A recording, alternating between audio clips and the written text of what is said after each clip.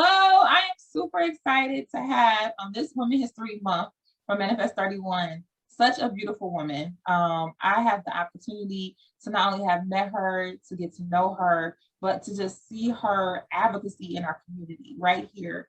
And as we're continuing to give young women their flowers now, I could not miss this opportunity to give Silver Moore her flowers. And I'm excited to share this platform with her. She's an educator, she's a community and youth advocate, she loves God, and she is just truly a servant leader in so many different ways, so many different ways. So I don't have no flowers right here to give you, but this is a whole big old bouquet of love. And it's just saying thank you for all that you do. And welcome. Oh, thank you for having me. Thank you for the introduction. That was beautiful. I'm glad to be here. Thank you. So I just want to just take it to the next level, and I'm gonna jump right into it. We talk about Manifest 31 being a place where you can manifest and heal at the same time. And I kind of just want to know, what does manifestation mean to you? Yeah, so I was kind of thinking about this before this. I figured like that question might come up because I watched Sarita. So I'm like, okay, let me think what I would say. And so my first thought when I hear manifestation is I think about the verse, don't get me to pretending like I'm good at being able to tell you exactly the book, chapter, and the verse. That ain't my strongest suit. I'm working on it. But where it talks about how God calls those things that are not as though they were. And when he was talking about this verse, which I think is where people usually get the phrase speak into existence, they're usually referring to that. But in this context, it is God, when he's talking about the things that he calls that were not as though they were, it was him declaring that Abraham was righteous, right? Like despite all of the things that he had done, God declared Abraham righteous. And so when I think about manifestation, I think about ultimately like the things that God has spoke over me, in me, through me, and continues to speak. And the God that knew me before the foundation of the world, like write what his words are, what he has said, what he decrees, and just kind of trusting in those things and following the words that he knows to speak that I don't even have the knowledge to speak over myself and for myself. So that's what my first thought is when I'm thinking about manifestation is the voice of God and what he has said and what he does. I really just I like how you said he was called righteous. He was, and I just think that's so, so powerful to know that what God spoke over you is so. Is so. So Absolutely. as we talked, I introduced you as this educator, community advocate, youth advocate, servant leader, you're just so many different things. I can listen to it go on. It's like dot, dot, dot. It's so many other things, y'all. But how would you define who Silver is beyond the titles? Who is Silver? Mm-hmm. I'll be honest with you, like, that's a question that I'm really still trying to figure out. I know kind of when you on these platforms, you're supposed to have some level of like, got it. I ain't gonna pretend like I do, right? Like it's something that I am still learning and defining who I am, thinking about pieces of me that seem like they have died. And is it okay that they're gone? Or do I want to resurrect them, right? Like, so I've been kind of in that season of trying to define myself for myself, right? To pull on Audrey, trying to define myself for myself as to who I am right now and who I should be. Like, I know that I'm an educator to the heart. I teach Black kids on purpose. I am very proud to do that and unapologetic in the fact that I believe Black child genius is alive and well, and I teach from that place. I am firm in my heart, a Detroiter, celebrate Detroit Day today, right? Like honored that I was able to be grown here in this place. Somebody that loves Jesus and tries to follow him the best I can. And so I got these big categories, but really the day-to-day of what that means for me, I'm really still trying to figure it out. And I probably will still be trying to figure that out as I continue in life, because it's always a new season. So I think that it's going to be a question that I'm always seeking to answer and be reflective and think on, who am I right now? Who am I in this moment? Am I okay with that person? not in like an insecurity type place, right? But we all got things that we need to work on and work out. So like, am I okay with the person I am right now? Are there things that I want to shift and shape up on that?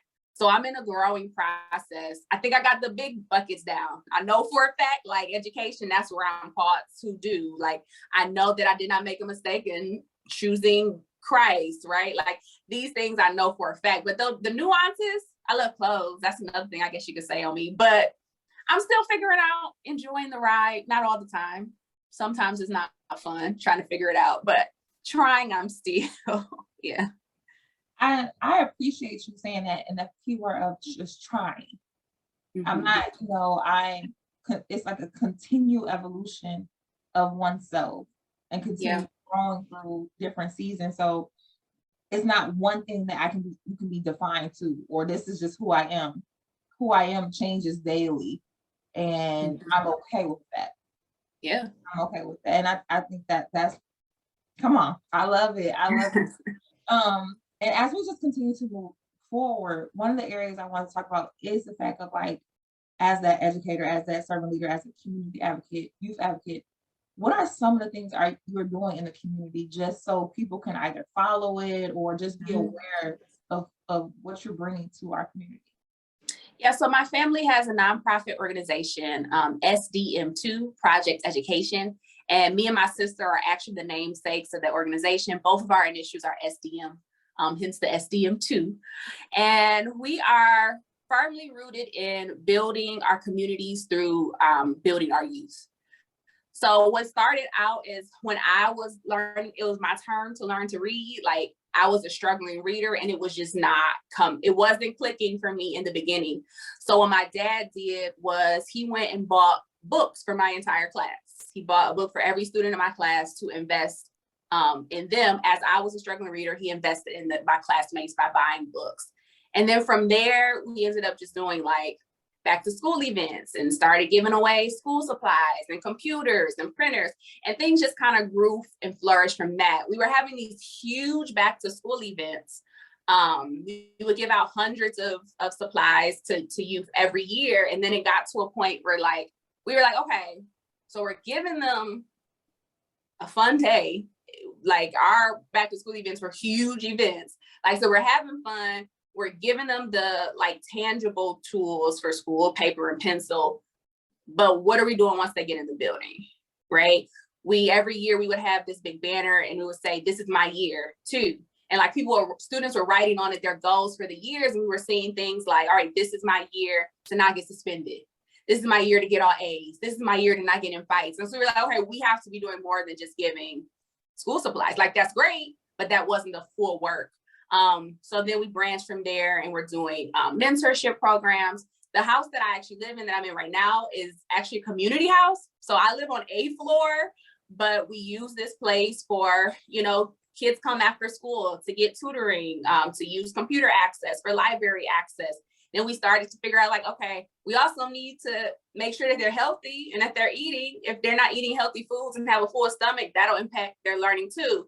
So now we're giving away food every week and just doing other things to branch out how we are supporting our community, particularly here in Detroit. We do a lot of stuff that is right in our neighborhood, right in our community, though we have a reach that are all over the place, but we're very much so saturated in how we can grow the space that we're in and pour it out in that way. So that's the one thing this morning I was working on, planning one of our sessions for this week that we got coming up. So yeah, we're staying pretty busy on how we can build our community with the focus on our youth and giving them what they need, the tools to be all they supposed to be, I guess, not to sound cliche, but yeah, that's the nutshell. And it's such an amazing thing that it started off one way, but it's like y'all took the time to actually like listen and read what the students were actually saying. And it took it to a whole nother level, and giving that one space for that openness for them to just kind of like talk about what it was that they wanted. Y'all helped to cultivate the next thing too. Absolutely. That's awesome. So how can people reach out or get involved and support? Yeah, so you can check us out at sdm2projecteducation.com. On Facebook, it is the same, just STM2 Project Education, and get more information on us, figure out how to connect with us. We're always looking for volunteers because I ain't gonna lie, it's a lot on a few people. And also, if you want to drop $1 or 2, we not gonna shy away from taking that. I want to say a lot of things, and I appreciate seeing this from my parents, because a lot of the work that has happened over the years has came right from their pockets. So I learned early, like, all right, y'all, it's back to school week. We might not have cable the next week, because we got to make sure we get this. And I appreciated that as the example, that it was like that level of commitment. And so young, I understood, like, sometimes we make sacrifices for us meaning our people. But while we are willing to make the sacrifices and often have, we would love to have people that would, help take some of the work off of us and like help us out, whether it is giving us your time, money, or sharing it with someone that that is able to do that. So STM2 Project Education. Yes. So I will make sure, again, everything is usually scrolling right at the bottom. So it's probably scrolling right now, but just make sure you check that out. Make sure you support, because it's just phenomenal what you're doing. And Thank you. How it's just impacting our community. But it doesn't stop there. I told y'all, like, the women this month are just going above and beyond. And one of the things or reasons why this particular blog is called Good Trouble is because you are someone that advocates and uses their voice, and not just your voice, your creativity, and to really impact our youth. And one of the things I noticed, and this was a few years ago, but it was like you were teaching about our Black history and just so much into, but you were also using present day people and what they were doing in our community. You just kind of like, and I'm gonna have flashes at the end of what I'm talking about, but can you just tell us a little bit about how you utilize creativity and history to really educate our youth? So I see lesson plans everywhere. Like, I just started watching Bel-Air today. And because I think in lesson plans like all the time. So I'm like, ooh, so you can I pulled out the Common Core standards that you can use, take Bel-Air in juxtaposition with Fresh Prince of Bel-Air. And it's like 4 Common Core standards that it just like, that's just how my mind works at all times. I can't turn it off. But yeah, as an educator, I say in my heart of hearts, I'm an 8th grade ELA teacher. I have taught grades 5th through 8th. And for the last couple of years, I've worked as an instructional coach. First 2 years, I was high school ELA and social studies. Now, currently, I am a middle school social studies instructional coach. So I've been across the gamut, elementary school, middle school, high school, and then I've also done like some professional development at the college level as well. So across the gamut in this time, but I am very big on making sure that we present students, especially Black babies, with instruction that is rigorous and relevant. I created a business called Classroom Clapback in 2018, I believe. And Classroom Clapback is my best attempt to clap back at a system that I don't believe does back babies very well. And like being able to center them in their education, being able to make sure we are giving them the access that they need, right? Like that we're not watering things down, not just in content, but in academic, like what is our level? What is our bar? What is our rigor? No, our babies can do that. Like, nope, that's just not for those kids. No, our babies can do that as well. So how do we present those things to students? And so that can come out in a lot of different ways, whether that was me bringing in guests in our classroom. Even though I'm ELA teacher, like I brought in African drum troops and we had drum circles, right? Like I did some unit where students were learning about the prison industrial complex, my 8th graders. And so after they've done all of this learning, their end of the unit assignment was to do a redesign. Like what do we need to do to fix these issues and address recidivism rates? And so they had to do the whole outline, but in the process, we brought through people together that were sitting at the table talking about it. They had to do some TED Talks. So some groups said, I want to address bail money. So they had to call organizations and do interviews. Some said that they want to do things in housing. So it's very important to me that I'm equipping my students with what they need academically to disrupt systems, but also putting the things on the table for them. Like, how are we having these conversations right now? What are we talking about right now? Because I think I always said I didn't just want to create the next lawyer. I wanted to create the next lawyer that could repel stand your ground. And I referenced that in terms of George Zimmerman being off for the murder of Trayvon Martin. And the non-indictment came out the summer before I started teaching. And I said, like, it's not enough for me to just say that I was able to create lawyers. I need to create lawyers that also have the critical consciousness necessary, that they can disrupt the things that Black people need to be disrupted. So that came out in like how I plan, how I teach, who I put in front of my students, how I'm coaching now, right? Like, what are the conversations I'm having with the teachers in which I support to equip them to be able to do that same kind of social justice work that is what true education really is. Wow. I'm just like in awe, right? Like I just really want y'all to know, like I'm in awe because as I'm sitting here, my son is he 11 now, y'all. He's 11. Crazy to me. How do I keep And as I think about him as being a young Black male child, it's like him being equipped and intentional with teachers that can not only educate him, but also expose him and give him experiences that helps to prepare him prior to getting to college, prepare him prior to getting into that, and to go to corporate, prior to getting there. And that's so needed. So I just want to say thank you from over here, just on what you're doing and how you took what happened in such a hard time and still is a hard time in our lives, in so many people's lives, and said, okay, I'm going to be a difference and I'm gonna be specific and I'm gonna be intentional. So I'm excited, y'all. I'm excited.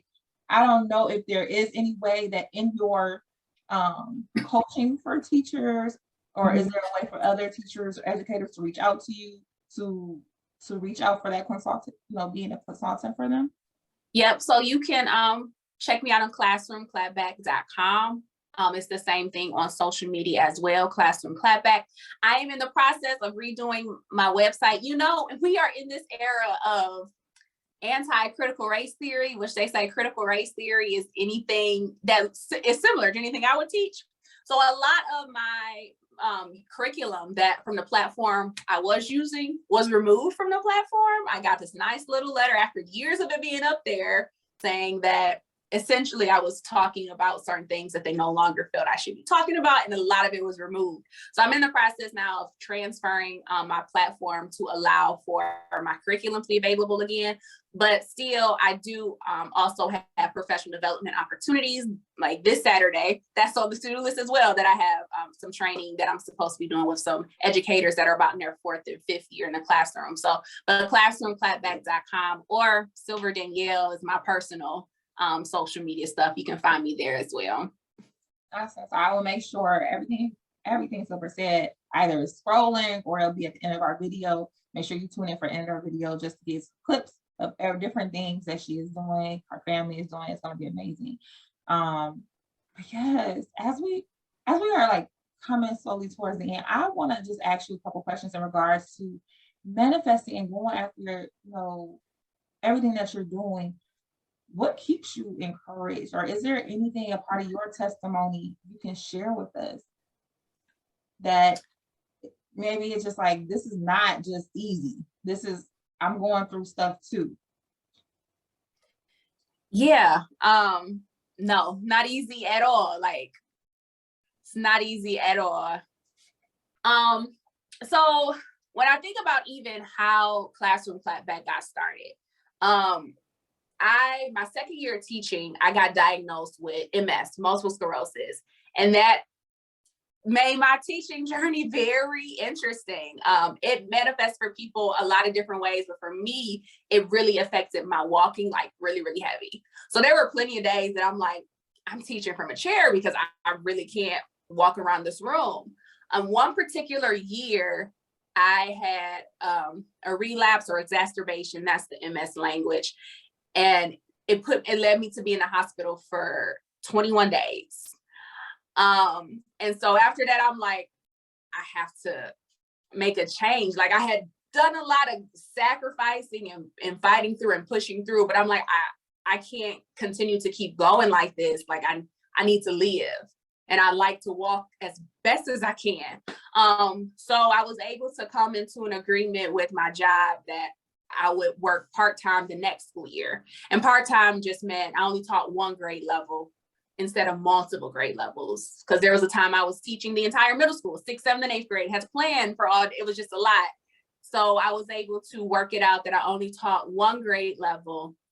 But because I was part-time, that also meant I had part-time money. And part-time money don't pay full-grown woman bills. Okay. So I'm like, all right, I want to keep teaching. It was very important to me to keep teaching because by this point, I had the same set of students from 6th grade to 7th grade. And I'm like, I have to get them through 8th grade. Like I cannot leave with leaving my kids before they get to high school. So I had to take the part-time job, but I had to figure out another way to find source of income. And that's what happened with class. That's how Classroom Clapback was birthed, right? Like, so in this like very, very difficult moment, I birthed out this business that has allowed me to sell curriculum in over 40 of the 50 states, right? It's allowed me to land consulting contracts that have been larger than I ever imagined, right? It's allowed me to do speaking in this very difficult place. Now, will I pretend like everything has been easy since then? Absolutely not. Like it's still some battles and it's still some struggles, but I can say that even in a moment that was difficult, that didn't change what my purpose was and my calling was. And so I'm even thankful that had that not happened, I probably wouldn't have started Classroom Clapback, right? Like that came out of it came out of the fact that I was suffering, right? Like it came out of the struggle moment that birthed that. And so even on the struggle moments that continue to come sometimes, I just can have faith that it can birth something else because I have precedent to say that it's possible. So yeah, in the keep it going, not always do I feel very much like keep it going. Not gonna lie, I think sometimes we want to put up this, I'm strong and I got it and I never want to get, no. I want to quit like 2 days ago, right? Like, no, but I do know that I have seen God's hand before. I trust that he's still the same God that showed up then. It'll be able to show up again. And giving myself the grace when I have those moments that I'm like, I don't want to do this anymore. And it's really, really hard. And not to beat myself up because I'm not an inspiration, as in many cases, I think I've become for some people because they hear I'm very transparent with my MS story. So I seem inspirational, but it's okay when the moments where I'm actually not inspirational, like it really is not very good.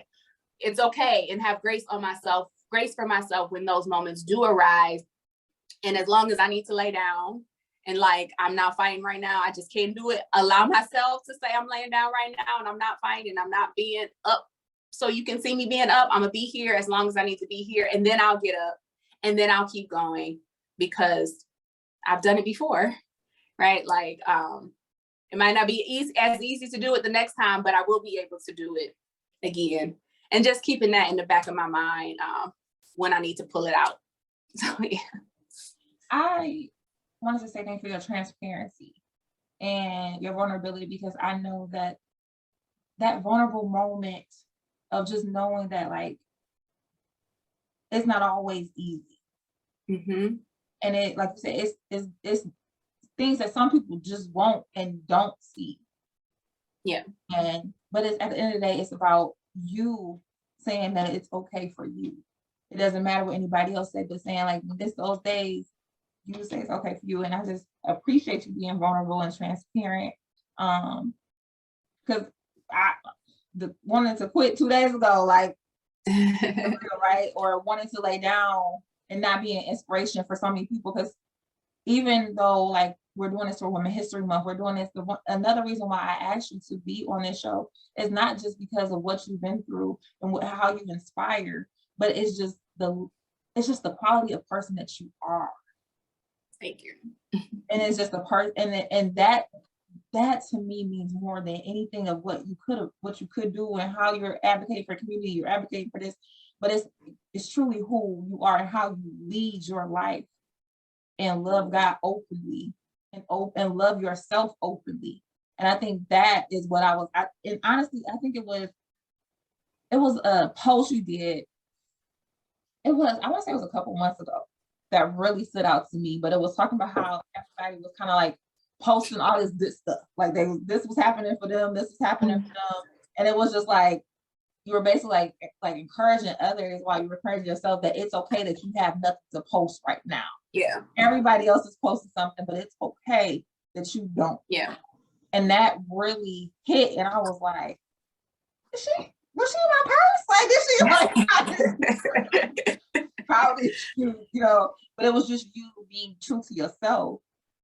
And that was definitely a me in the moment. And I'm like, I can't be the only one.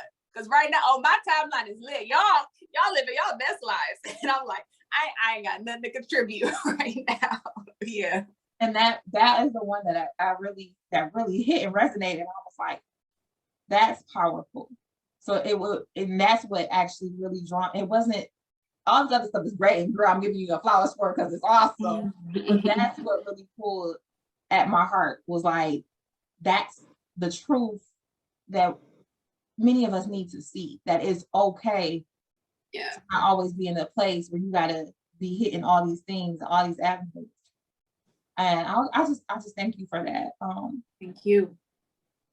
So to end us out, what words of encouragement and love would you give to anybody watching this show? It's not a specific topic I want to talk about, just anything that comes to your heart right now. Tell yourself you are enough as many times as you need to hear it so you start believing it. Sometimes it's difficult to really believe all the inspirational things we may say to other people, or all the inspirational things we may hear or come across our timeline. Like, we'll like it, we'll share it, we might even like yes in the comments, but might not fully have accepted the fact of that being our truth yet. And it's okay, right? It's okay if you haven't accepted that as your truth, but at least commit to saying, I'm going to tell myself it until it is. Until I feel that it is real for me. You deserve to at least feel that it is real for you. Live that out however you live it out. How I might live my life feeling like I'm enough may not be how somebody else is, and that's okay, because we're two different people. But like, allow yourself the opportunity to reprogram your mind to believe the things that are true, even if you absolutely believe that they are a lie right now. I'm gonna keep saying it. I'm gonna keep saying it. I'm gonna keep saying it. And one day that, like, I might actually believe I'm enough, that I'm even more than what I thought I could have ever possibly been. The person you think that is the most enough, eventually you might think like, oh, I'm actually more than what I gave them credit for. Like, keep that there over and over again, over and over again. And I just pray that as you say it, that God will speak it over you, and you will very much so listen to his words and know that he is not a man that he shall lie, and that if he said it, it is true. So yeah, that's it. All right, so I'll be trying to be such a thug, right? Like, I'm sitting up crying, right? And I'm like, I just took my lashes off, like, I just did, right? Like, and I'm sitting over here like listening to you, and really, it could have just been a drop mic type of moment, because it really, really was. It still is. But even listening to you, that just resonates. So I don't know, whoever watching this, because I felt it in so many ways, that you do deserve it just as much. But you got to believe it. You have to believe it. And that, I'm going to just leave it there, because y'all know, once I start crying, I won't be able to stop. You know what I'm saying? Yeah, like, she's a quick button. Like, no credits or nothing. I just thank you for speaking from your heart. Thank you. So without further ado, please, you're going to see all this stuff drop about just how you can follow, how you can support, how you can connect. And again, here is my imaginary big old bouquet of flowers. Thank you so much, beautiful. Thank you for having me. I appreciate it.